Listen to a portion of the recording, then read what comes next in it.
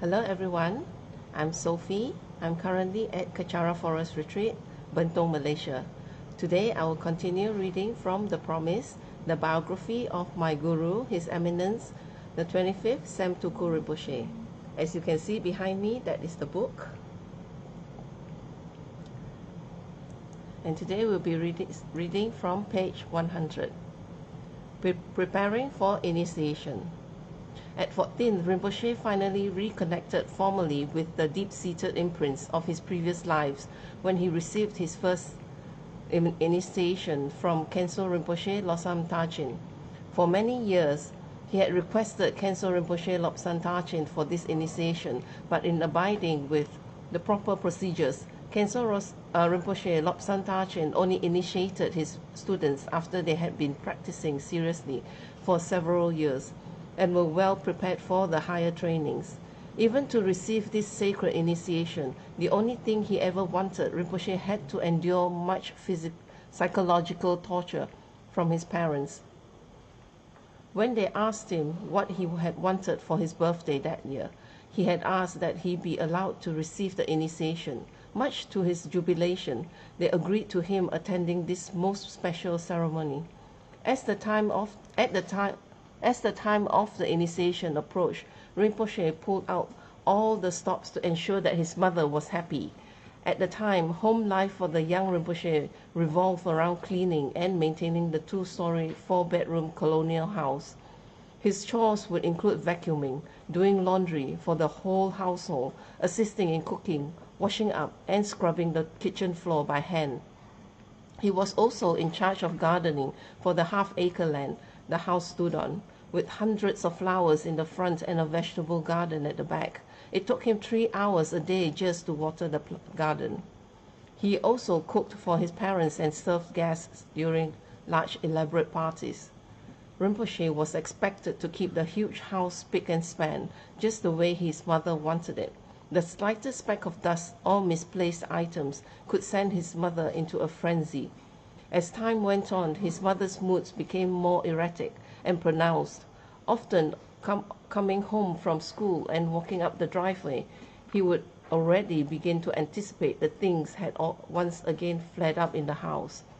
Indeed, his mother would have had another of her violent outbursts, and there would be huge chaotic piles of broken items in the middle of the living room for Rinpoche to clean up. He lived in a constant fear as to when she would next erupt and when he would have to bear the brunt. There would be beatings with brooms, mops, anything his mother could get her hands on.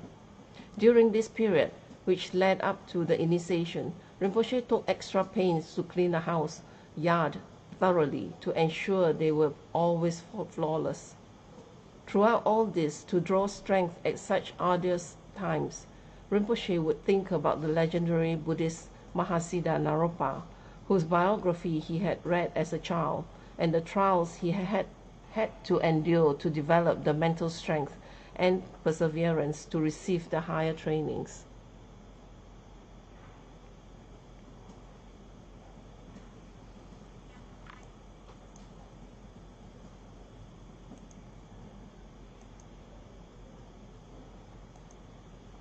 As you can see from the picture, the caption, Naropa is one of the most famous Indian adepts, Mahasiddhas, and known for his great devotion to his guru Tilopa, whom he lived with and served for 12 years. Throughout the many years of service to his guru, Naropa received hardly any praise from Tilopa. Instead, he was often beaten, scolded, and had to undergo 12 major and 12 lesser trials before he received the higher teachings. Naropa's persistence and fortitude helped him abandon all perception of self and gain swift enlightenment. Naropa's legacy is a new and potent form of Ishtadevata, meditational deity. Known as Narokacho's Vrajayogini and the 6 yogas of Naropa. Notably, the Mahasiddha Naropa is also one of Sam Rinpoche's previous incarnations.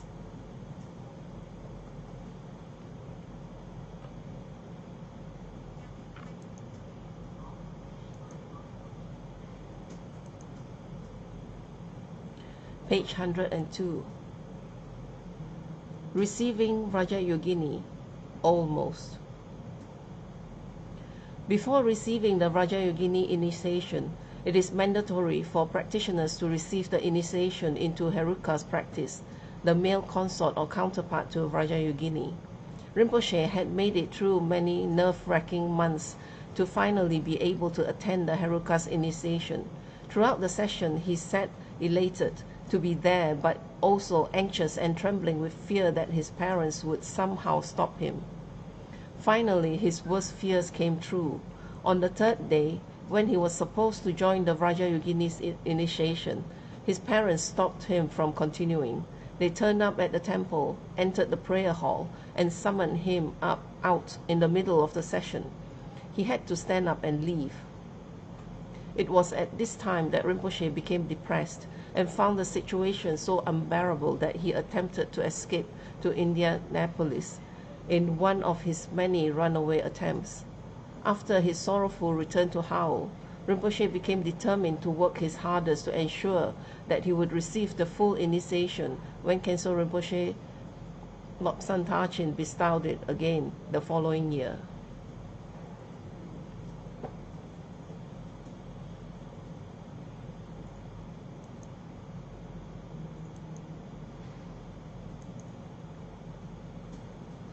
You see the picture on the left? His Holiness Kapje Pabongka Rinpoche. And on the right, His Holiness Kapje Trijang Rinpoche. I received the whole initiation. I was so happy. I thought I could have died now. I received the sadhana, 32 pages long. I couldn't wait to go home and do my sadhana. I would do it 2 or 3 times a day.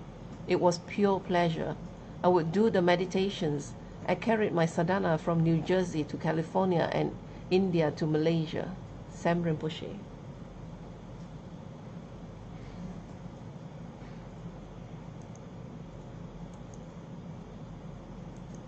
Page 104. The first initiation. Finally, after a year's conscientious work around the house, Rinpoche earned the grudging permission of his parents to receive Raja Yogini's initiation from Khenso Rinpoche Lobsang Tachin. Even after his parents had agreed to it, he lived in constant trepidation throughout the months leading up to the initiation, fearing that they would change their minds as they had before.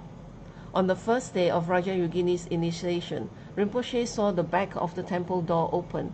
It was his father. His heart sank in anticipation of the worst. Fortunately, Boris just came in, watched the proceedings for a while and left.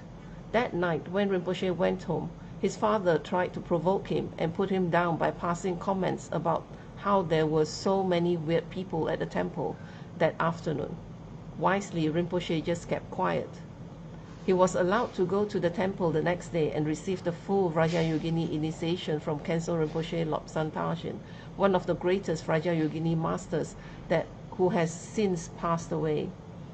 Khenso Rinpoche Lobsang Tachin himself received this most sacred and rare initiation of Raja Yogini practice from the renowned Buddhist master, His Holiness Trijang Rinpoche, widely known as the Guru of all Gurus. His Holiness Trijang Rinpoche in turn received this practice from his guru, His Holiness Pabongka Rinpoche, one of the most famous teachers in Tibet. Pabongka Rinpoche was widely believed to be an emanation of Heruka, Raja Yogini. Many accomplished practitioners had reported seeing in his place spontaneous visions of beautiful red ladies who would, within the blink of an eye, transform back into Pabongka Rinpoche.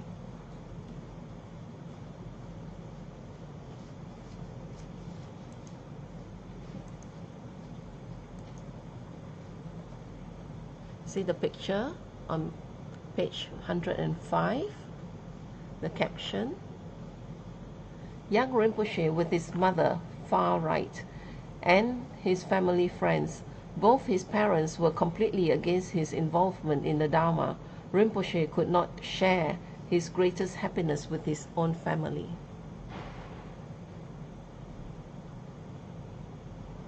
And on the bottom left, Even from a very young age, Rinpoche knew Vajrayogini was a very powerful Buddha. And the picture on the left, Rinpoche's adoptive parents wanted him to lead a normal life. The young boy was even made to play soccer, though he hated it.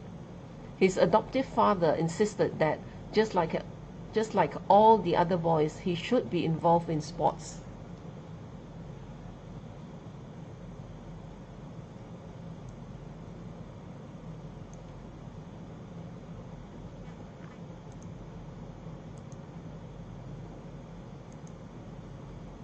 Page 106.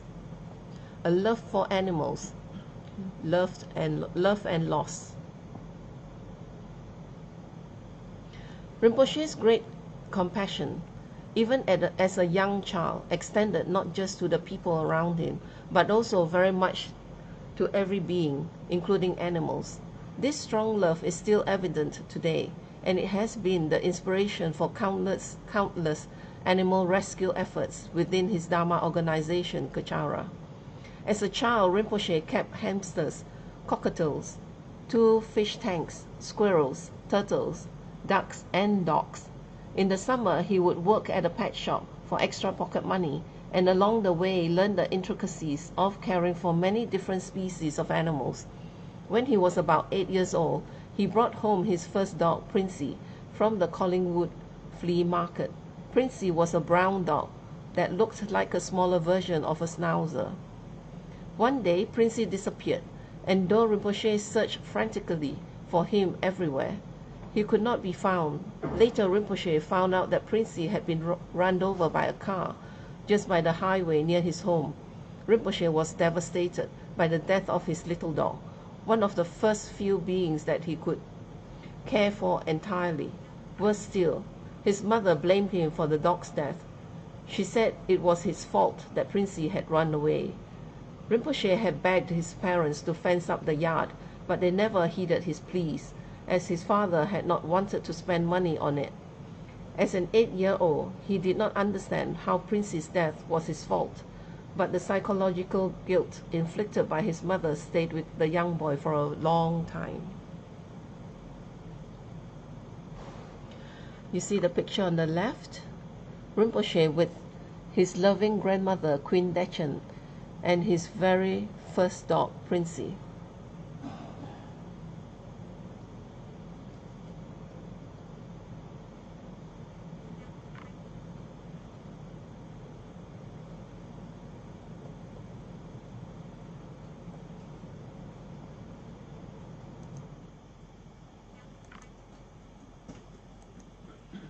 And here you see on page 107 pictures of Rinpoche with his dogs.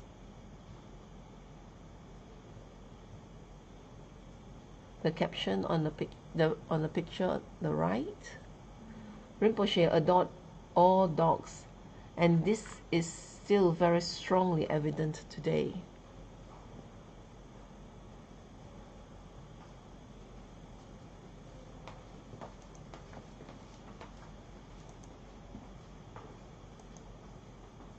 Page 108.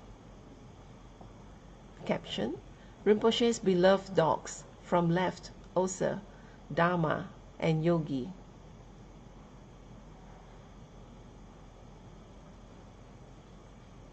In the winter, Dana offered to buy him another dog at the Collingwood flea market, a little beige puppy which he was allowed to keep in the house as it was cold outside.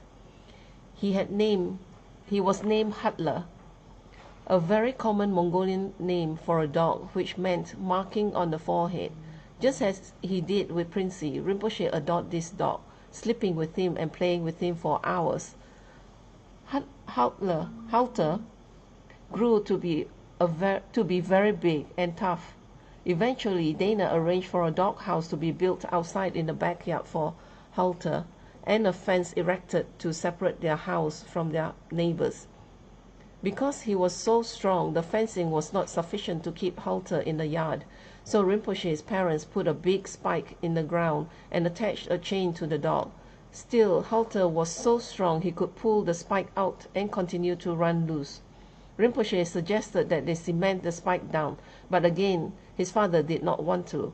Finally, his mother installed a very expensive heavy spike, claiming that there was no way he could escape. He still escaped anyway. On a daily basis, Halter would escape and get lost. Since the incident with Princey, Rinpoche would always become very distraught whenever he ran off. Dana became tired of Halter's running away and as usual blamed Rinpoche for it. She told him that he was not watching Halter or looking after him well. This continued for weeks and months.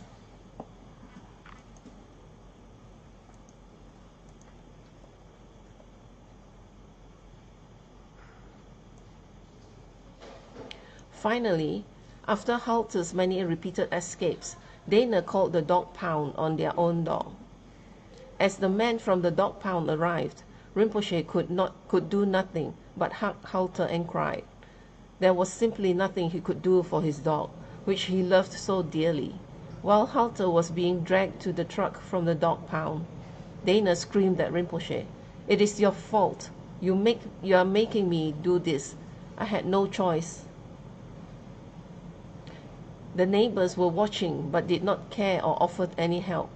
The last that Rinpoche saw of Halter, he was howling in the back window of the truck being driven away. Rinpoche begged his mother to get his dog back, but she refused. He later found out that the pound put down unwanted dogs. These two incidents in particular affected Rinpoche for years. At such a young age, he could not understand why his mother would do these things to punish him, or what he had done wrong. It was, however, the beginning of a strong resolve never to let this happen to any animals again. From then on, animal welfare had been one of the closest causes to Rinpoche's heart, something for which he will go all lengths to ensure that an animal can be happier, safer, and healthier, even for just one day.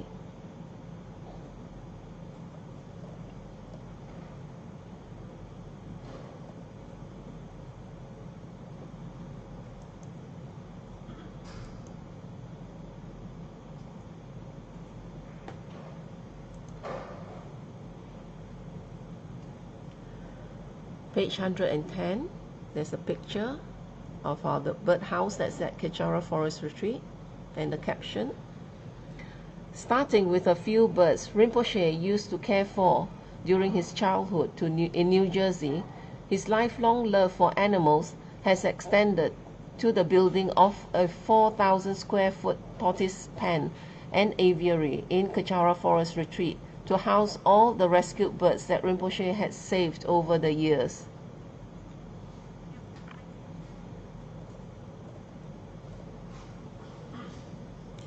And I will end it here today.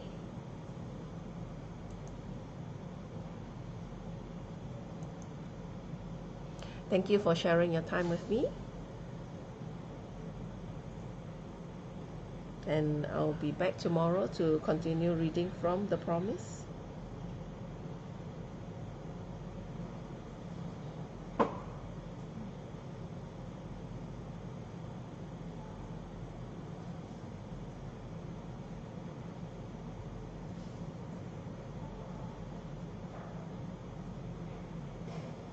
And I don't see any questions on my Facebook, so as such, I would end this with a completion dedication in Tibetan.